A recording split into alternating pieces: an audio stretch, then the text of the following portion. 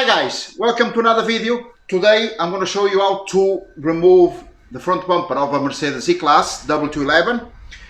Please don't forget to subscribe, hit the notification button, and let's start.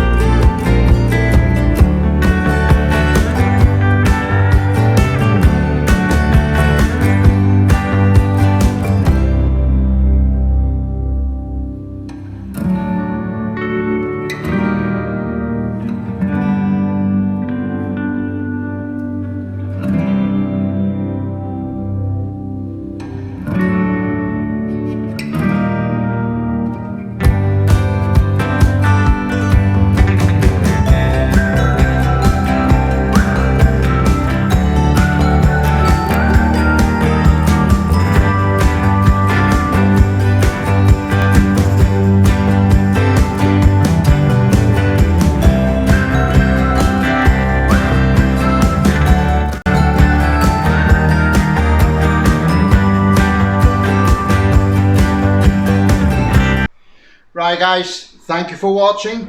Don't forget to subscribe, hit the notification button, and don't check out my latest videos. Thank you very much.